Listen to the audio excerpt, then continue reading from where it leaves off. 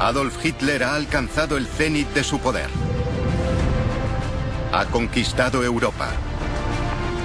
Para millones de alemanes, es presentado como un gran genio y estratega militar. Sin embargo, el pueblo alemán está a punto de descubrir que lo que le han contado es una sarta de mentiras. Esta es la historia de cómo la realidad empieza a filtrarse a través de la maquinaria de propaganda nazi. De cómo Hitler comete el mayor error militar de su carrera. Y de cómo, escondido en su guarida, su liderazgo empieza a desmoronarse.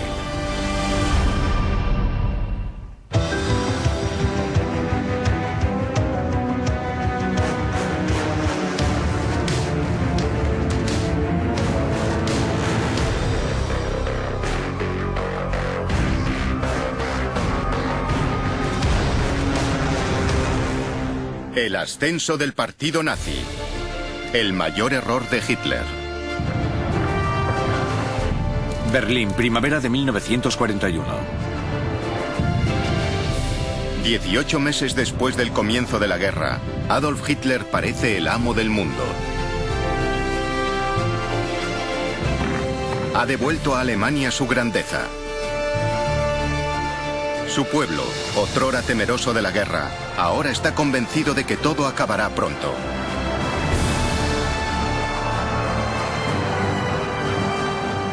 Aparenta ser un gran líder guerrero que obtiene todas esas victorias sin los graves padecimientos que su pueblo recuerda de la Primera Guerra Mundial. Tras él, el pueblo alemán cree que hay un partido nazi brillante y unido bajo su liderazgo. Pero entonces, esa fachada empieza a agrietarse.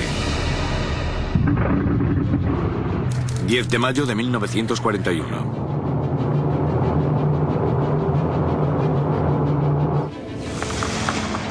A comienzos del verano de 1941, un oficial alemán se lanza en paracaídas sobre un campo del sur de Escocia. Rápidamente lo recoge un sorprendido voluntario y es trasladado a Londres para su interrogatorio.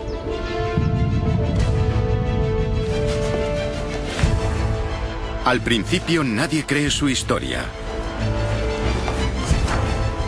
Pero entonces se descubre un hecho extraordinario. El paracaidista no es otro que el segundo del Führer y el compañero más antiguo de Hitler, Rudolf Hess.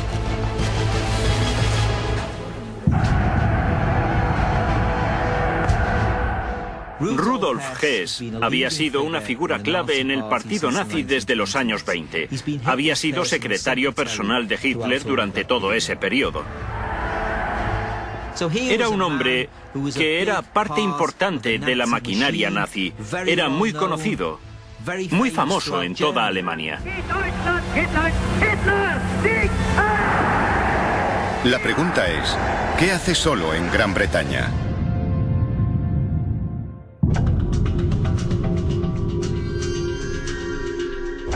Hess es confinado en la Torre de Londres.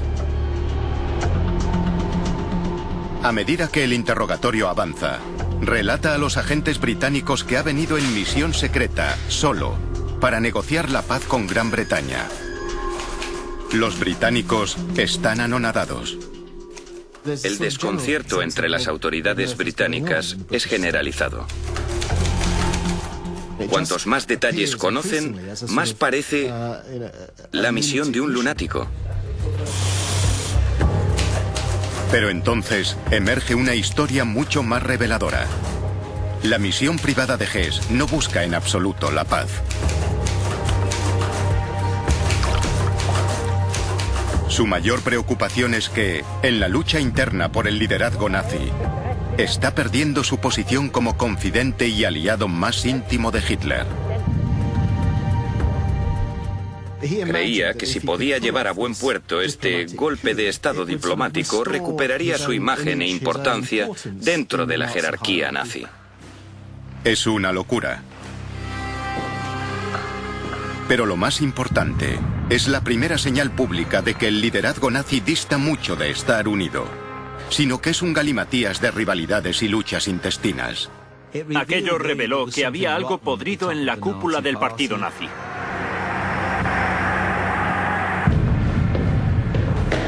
...11 de mayo de 1941. En Alemania, Hitler tiene conocimiento de la misión secreta por una carta que ha dejado el propio Hess. Se pone furioso. Llama a sus ayudantes, asesores y se pone a dar gritos.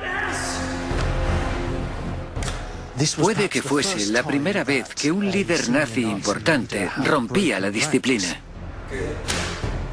Fue una crisis enorme y la situación más delicada que habían experimentado Hitler y el partido.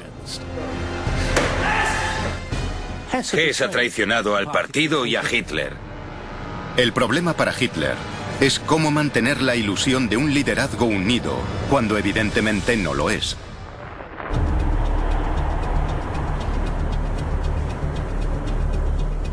La tarea de endulzar la historia para la opinión pública alemana recae en Joseph Goebbels, ministro de propaganda de Hitler.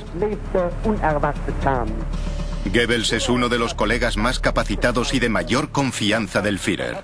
Si hay un problema, Goebbels lo solucionará. Si hay un problema, Goebbels lo reformulará. Si hay un problema, Goebbels es el hombre a quien acudir.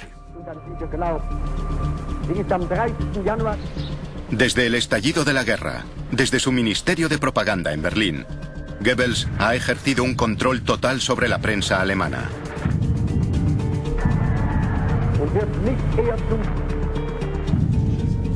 Pero esto es una pesadilla de manipulación. ¿Cómo recuperar la imagen de un liderazgo nazi unido? La respuesta de Goebbels es presentar a Hess como una manzana podrida.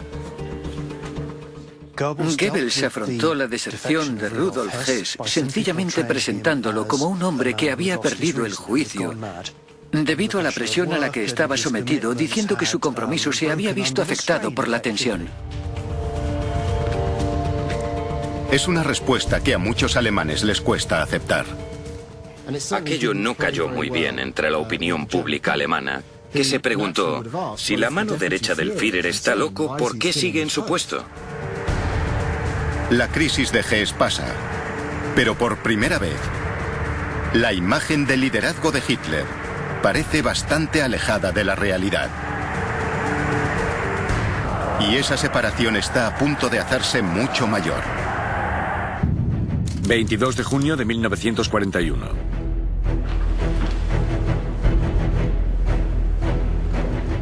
En el verano de 1941, Hitler hace lo que siempre ha prometido. Invade Rusia.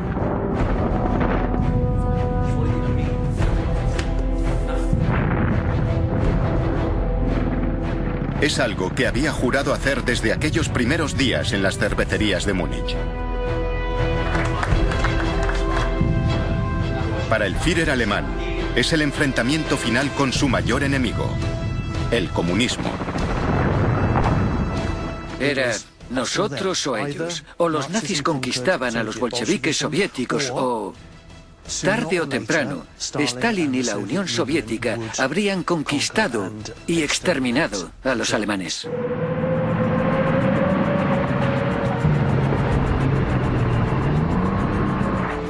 Cuando las tropas alemanas marchan sobre Rusia, Hitler cumple también un punto más sobre el que había escrito en Mein Kampf 16 años antes. Está ganando Lebensraum.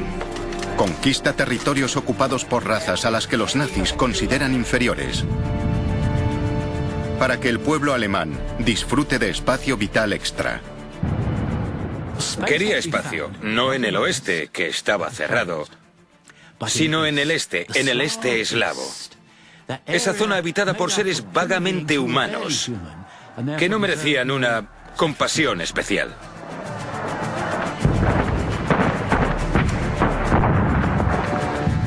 Las tropas alemanas avanzan por la Unión Soviética más y más rápido de lo que nadie había imaginado.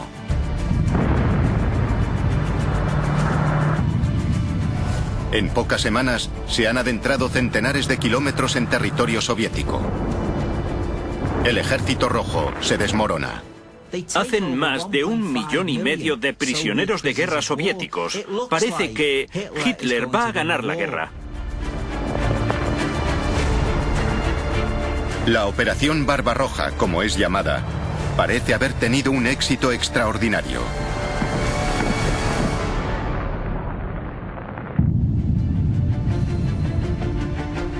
En Alemania reinan el alivio y la alegría. La posición de Hitler como gran líder, socavada brevemente por el asunto Hess, vuelve a recuperarse. A ojos del pueblo germano, parece que el Führer está consiguiendo la guerra corta que siempre ha prometido. El comunismo será derrotado en semanas. En otoño de 1941, Hitler pronuncia un discurso. Dice que Rusia ha sido destruida y que nunca volverá a levantarse. Cree que ha ganado la guerra.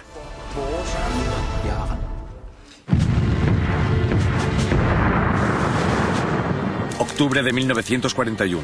Pero entonces, el avance se ralentiza. Los rusos empiezan a contraatacar. La Unión Soviética echa mano de sus enormes reservas de personas, muchos millones más que Alemania. En privado, los generales alemanes empiezan a mostrar preocupación por la magnitud de la tarea que les aguarda. Se comenta que hubo generales que dijeron: pero mira que es grande este país. En alemán. Rusia era tan inmensa que ocuparla era un problema logístico difícil de superar. Lejos de casa, lo que la mayoría no ve es que la máquina de guerra alemana se tambalea. Hitler, el genio militar autodidacta, está a punto de enfrentarse a la cruda realidad.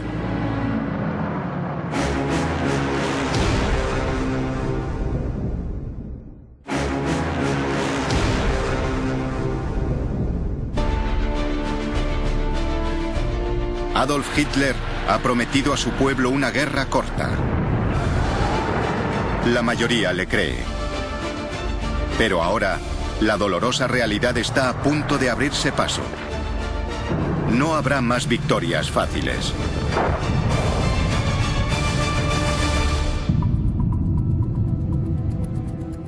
Berlín, otoño de 1941. En el alto mando alemán, los generales de Hitler planean el siguiente movimiento en la guerra contra la Unión Soviética. Muchos están seriamente alarmados ante la tarea que les aguarda.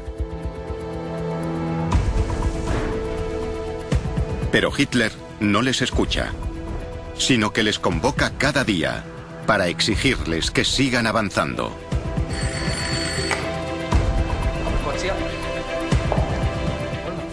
No dejaba que sus generales se relajasen. Los convocaba, repasaba los planes y les decía: id más rápido. Y eso es fácil de decir.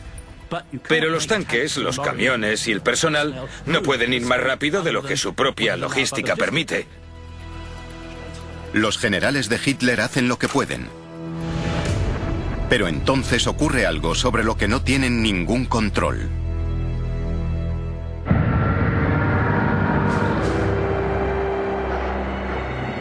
Frente Oriental, invierno 1941. El invierno ruso ha llegado. Las temperaturas caen hasta los 35 grados bajo cero. En las afueras de Moscú, la tierra se congela hasta 1,5 metros de profundidad. No se podía orinar al aire libre. El combustible se congelaba en las máquinas. La maquinaria de guerra alemana se congelaba. Y no solo se congelaba, se moría de hambre. Lo mejor que tenían para comer era un trozo de carne de caballo cruda, porque no se podía cocinar, dado que el humo revelaría la posición a los rusos que estaban al acecho. Ante unas condiciones tan terribles, el ejército alemán que avanza hacia Moscú se ve obligado a una retirada táctica.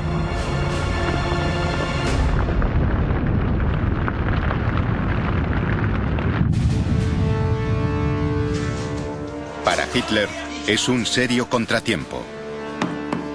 Ha prometido al pueblo alemán que conquistaría la Unión Soviética en 6 semanas. Y han pasado ya más de 5 meses. ¿Cómo mantener su promesa de una guerra rápida cuando la realidad es tan diferente?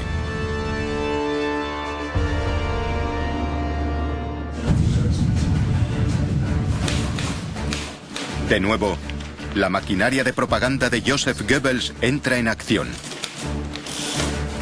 ¿Su solución? Mentir, simplemente. Lanza una ofensiva propagandística.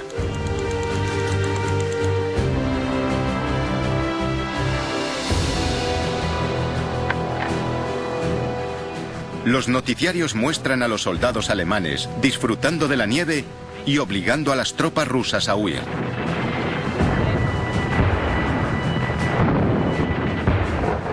Goebbels se aseguraba de que los noticiarios conmovedores y emocionantes fuesen componente habitual de la dieta de los cinéfilos alemanes.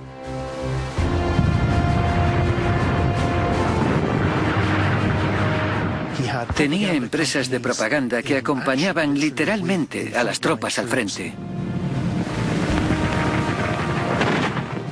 Y urgía constantemente a sus equipos de propaganda a acercarse lo más posible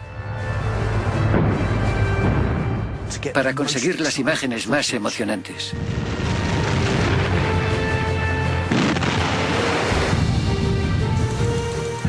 Hitler, lejos de estar equivocado sobre la guerra con la Unión Soviética, es presentado como un gran genio y estratega militar. Pero entonces se produce un suceso nuevo y totalmente inesperado.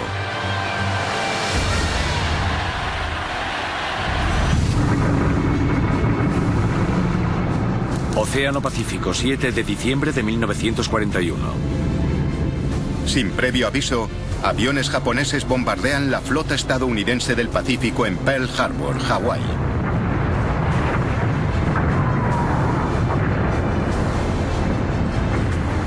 Al día siguiente, los Estados Unidos declaran la guerra a Japón. Desde este ataque ruin y sin provocación, existe un estado de guerra entre los Estados Unidos y el Imperio japonés. Berlín, 7 de diciembre de 1941. Para Hitler, es un momento crítico. Japón es un aliado. ¿Debe dejar que japoneses y estadounidenses se enfrenten entre sí o debe aliarse con sus amigos japoneses? Es una decisión trascendental y Hitler la sopesa solo. Los contras de enfrentarse a los Estados Unidos son obvios.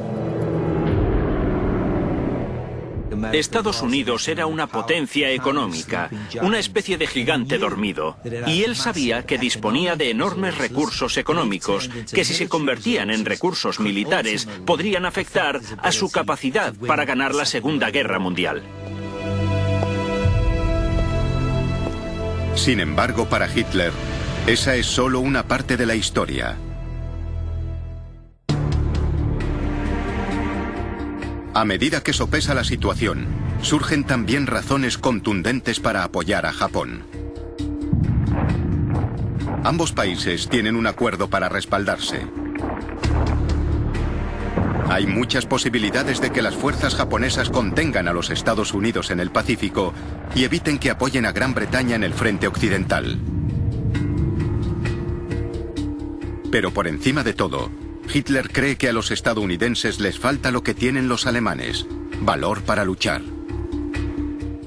Hitler despreciaba a los Estados Unidos por completo. Los consideraba un crisol racial mestizo, lleno de hispanos, judíos y sin ningún valor racial. Los consideraba decadentes. Y creía que aceptarían sus condiciones, que dejarían a Alemania el control de Europa y a Japón el control del Pacífico. Finalmente, tras una brevísima consulta, Hitler toma una decisión. 11 de diciembre de 1941. 4 días después del ataque a Pearl Harbor, se dirige al Parlamento alemán. Alemania declara la guerra a los Estados Unidos. Lo extraordinario de ir a la guerra contra los Estados Unidos en 1941 es la ligereza con la que se tomó. Hitler no lo pensó durante demasiado tiempo. Hay sorpresa entre los diputados, pero son todos nazis, y él les explica que no pueden esperar a que los acontecimientos los atropellen. Debían tomar la iniciativa. Estados Unidos se veía muy lejano, un lugar que no podía hacer mucho daño a Alemania. Es una decisión de gran magnitud, y sin embargo Hitler la ha tomado casi unilateralmente. Pasará a la historia como su mayor error.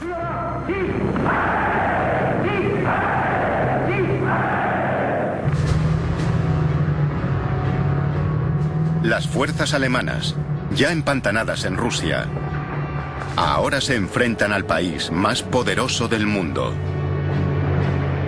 Alemania está a punto de sufrir una serie de golpes demoledores que destrozarán la imagen de Hitler como gran líder mundial y transformarán la guerra.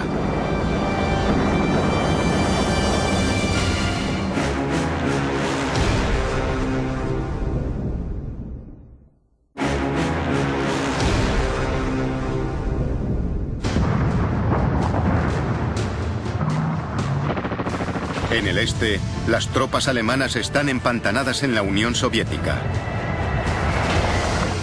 Ahora, Hitler ha declarado la guerra a los Estados Unidos, la mayor potencia industrial del mundo. El pueblo alemán sigue teniendo una fe absoluta en su líder. Pero eso está a punto de cambiar.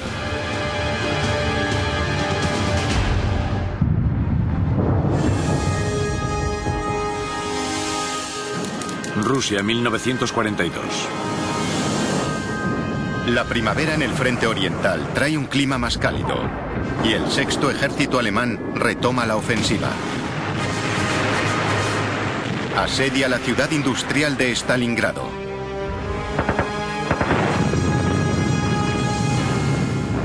Los defensores soviéticos están acorralados en una diminuta franja de terreno a orillas del río Volga. Decenas de miles de personas sufren una muerte brutal. Stalingrado es testigo de la lucha más brutal. Nada volvería a ser igual después de Stalingrado. La guerrilla urbana es extraordinariamente confusa y Stalingrado fue un paradigma de ese tipo de guerra.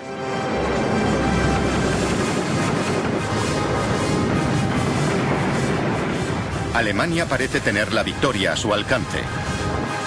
Pero entonces, la batalla cambia.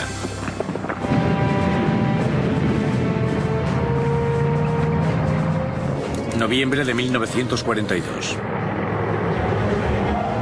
En una brillante serie de movimientos por los flancos, los rusos se lanzan sobre las líneas alemanas desde el norte y el sur. Se encuentran al oeste de la ciudad y rodean completamente a los alemanes.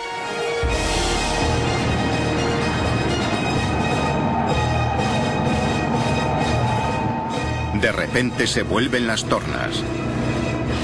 Cerca de 250.000 de soldados alemanes han quedado aislados de sus líneas de suministros.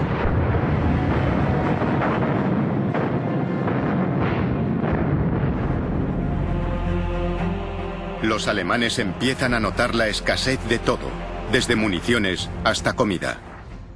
Estaban llenos de piojos. Tenían que comer y beber lo poco que tenían junto a las heces de sus camaradas, porque si intentaban salir para ir a las letrinas, les disparaban los francotiradores rusos desde los tejados. La situación es insostenible. Lo único que salvará a los alemanes es una retirada táctica.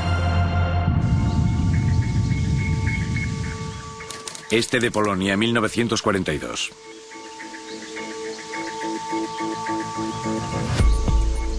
A estas alturas, Hitler ha trasladado su cuartel general a un enorme complejo de búnkeres al este de Polonia. La guarida del lobo, como es conocida, es su nueva base, a 700 kilómetros del mando militar en Berlín. Aquí, lejos de las miradas del pueblo alemán, Hitler celebra una reunión de crisis. La mayoría de sus altos mandos militares abogan por una retirada estratégica. La alternativa es la aniquilación total de todo un ejército. Pero Hitler toma otra decisión unilateral. Los alemanes se quedarán y lucharán hasta el último hombre.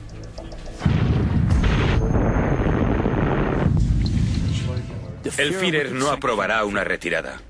Los buenos nazis, la Wehrmacht no se retira, gana avanzando.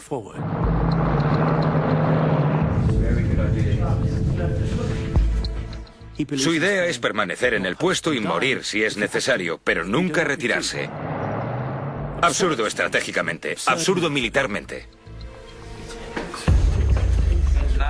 Para sus generales, esto solo llevará al desastre.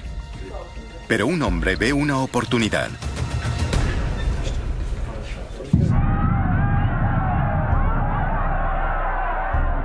Hermann Göring tiene fama de ser un líder poderoso y eficaz. Hermann Göring había sido un piloto capaz y valiente en la Primera Guerra Mundial, condecorado por sus méritos. Él comprendía la guerra, había luchado en una.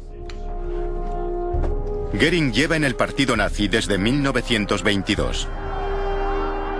Ha transformado a los camisas pardas, que han pasado de pandilla de matones a fuerza de combate formidable. Y resultó herido en el golpe de la cervecería de Hitler de 1923.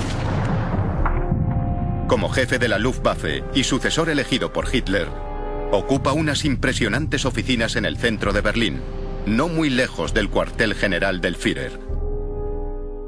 Hitler tenía una gran fe, una fe justificable, en Göring. Sus políticas, sus estrategias parecían funcionar. Había convertido a la Luftwaffe en una fuerza poderosa que proporcionó los medios para la Blitzkrieg y proporcionó los medios para atacar al enemigo. Su fuerza aérea había resultado decisiva en la conquista de buena parte de Europa. Demostró ser un comandante muy capacitado, uno de los mejores de la Segunda Guerra Mundial. Es un hombre al que Hitler ha aprendido a respetar.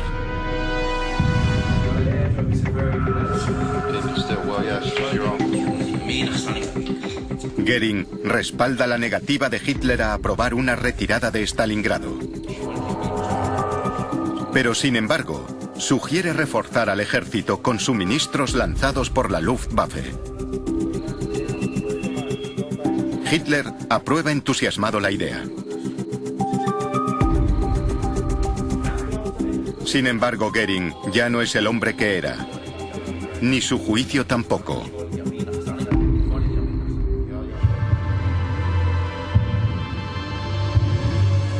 El hombre al que el pueblo alemán cree un comandante poderoso, en realidad es un drogadicto.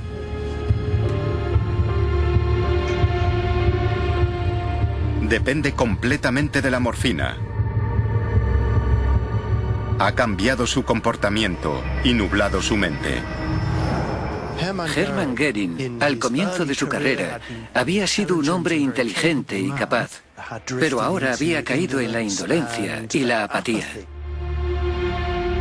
Göring ya no es ni un comandante militar eficaz, ni un buen juez de la situación militar.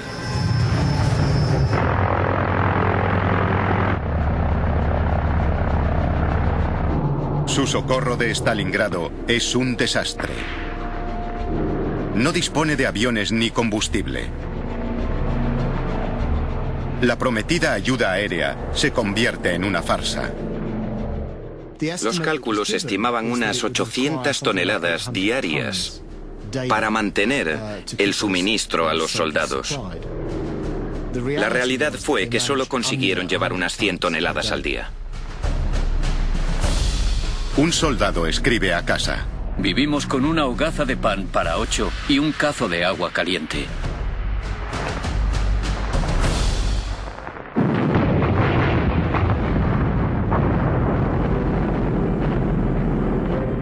Enero de 1943. La posición alemana en Stalingrado se vuelve insostenible.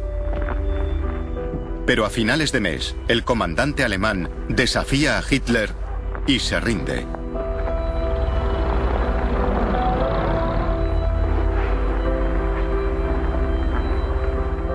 Casi 100.000 soldados alemanes son hechos prisioneros, entre ellos 24 generales.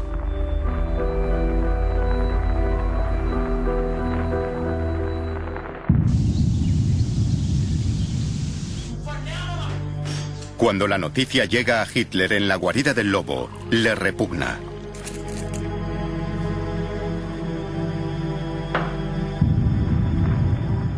Es una catástrofe tan grande que será imposible ocultarla al pueblo alemán.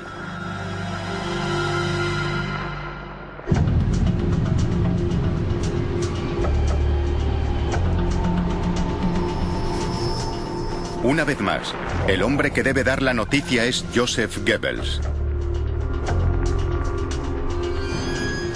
Él se da cuenta de que esto requerirá un mensaje nuevo. Se abandona la idea de una victoria rápida y se abraza la del heroísmo y resistencia únicos del ejército alemán. El asunto aquí, como en muchas otras manifestaciones de la época, es que el verdadero heroísmo alemán solo surge ante la derrota y ante un inmenso sufrimiento.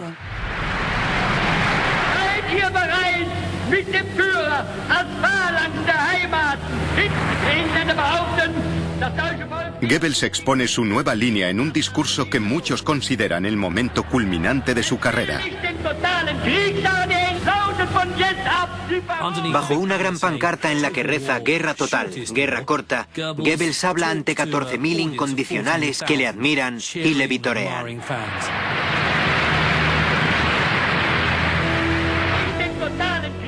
Es una apelación a la moral del pueblo que busca cambiar el apoyo a la guerra, basado inicialmente en el entusiasmo por las victorias rápidas y la velocidad de las conquistas, por la idea de resistir y también de abrazar el sufrimiento.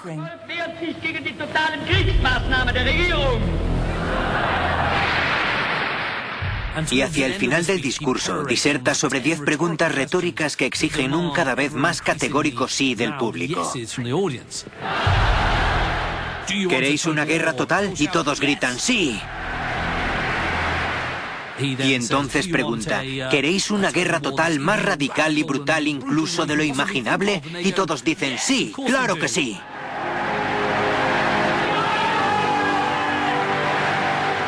Pero Goebbels también tiene un segundo mensaje.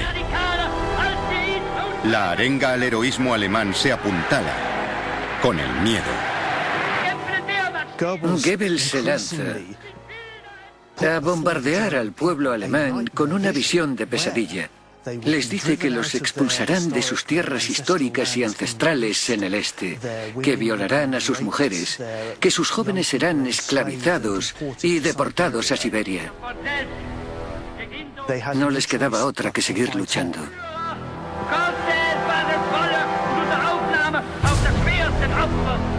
Al principio, el nuevo mensaje parece funcionar. Pero la realidad está a punto de hacer nuevamente su aparición. Están a punto de enfrentarse a otro golpe brutal.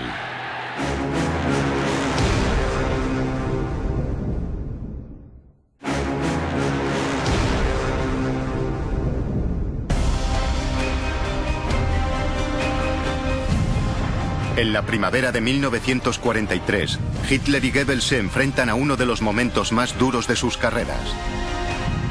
Le han dicho al pueblo alemán que si respaldan una guerra larga, ganarán. Pero la situación está a punto de empeorar.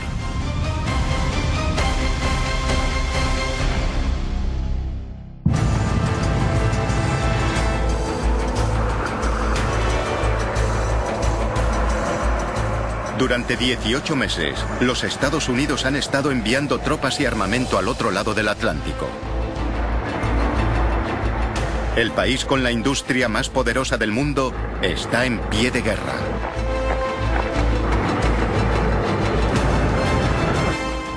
Los Estados Unidos pueden convertir sus empresas en lugares capaces de producir aviones y tanques muy rápidamente. La producción de aviones se dispara. De las factorías de coches salen miles de tanques. Las fábricas de máquinas de escribir producen ametralladoras. Y el resultado es predecible, una auténtica catástrofe para Alemania.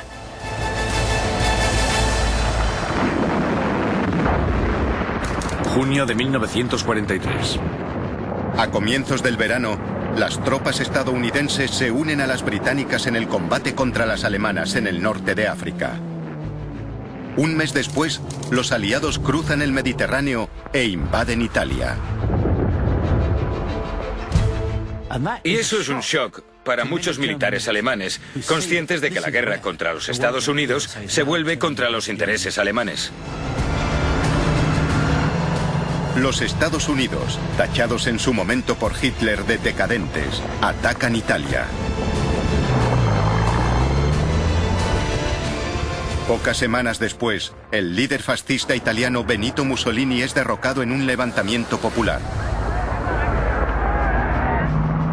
Alemania pierde a su aliado más importante en Europa. Los nuevos líderes italianos hablan de rendición. Ahora queda claro el inmenso disparate de la declaración de guerra de Hitler a los Estados Unidos.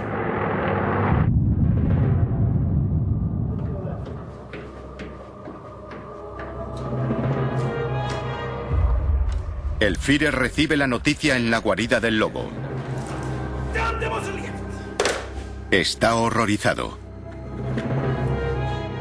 Mussolini es uno de sus aliados más antiguos y fieles. Estaba profundamente afectado por el fracaso de Mussolini. Realmente lo tenía en alta estima como líder. Y se dice que también le tenía afecto, si es que tenía algún sentimiento. El Führer ordena a las tropas entrar en Italia para contener el avance de las fuerzas aliadas. Pero esto implica dispersar muchísimo al ejército alemán. En Rusia están retrocediendo. Se enfrentan a la amenaza de un ataque aliado en el oeste. E intentan conservar Italia y la costa mediterránea. Pero entonces ocurre algo terrible, imposible de suavizar con propaganda. Verano de 1943.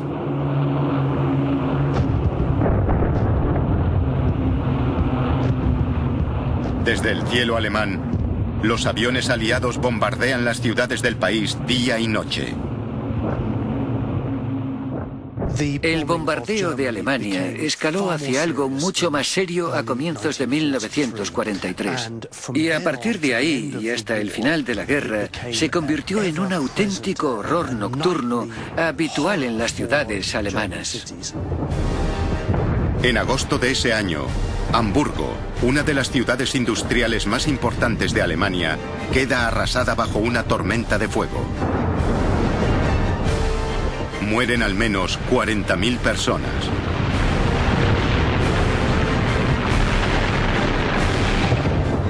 Hitler responde con un cambio tremendamente significativo en la política doméstica.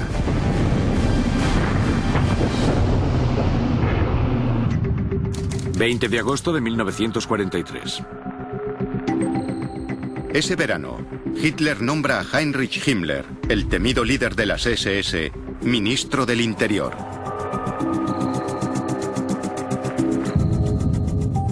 Himmler es un nazi fanático. Un hombre al que le gusta fomentar su imagen de luchador elegante. Vive para el Führer. Vive para la grandeza de la causa alemana. Y todo se subordina a eso. Un hombre aterrador, uno de los nazis más inquietantes. El nombramiento de Himmler es una señal evidente de que Hitler ya no puede confiar en la buena voluntad de su pueblo. A partir de ahora, su posición se apoyará en la represión. Pero incluso a estas alturas, la mayoría de los alemanes no sospechan la auténtica gravedad de su situación. Apartado de la opinión pública, el hombre en el que han puesto su fe sufre graves problemas personales.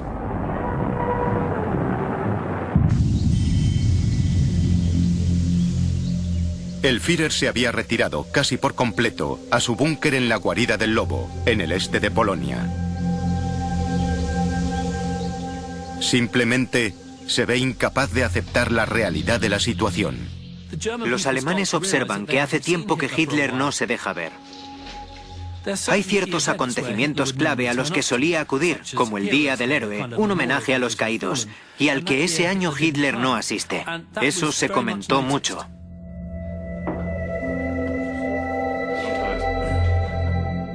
Se sienta a cenar cada noche rodeado solo por sus secretarios, porque ya no quiere hablar con sus generales, que solo le dan malas noticias.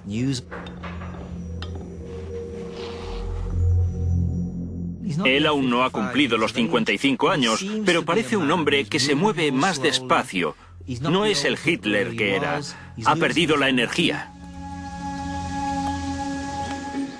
Sale a dar largos paseos con su perro.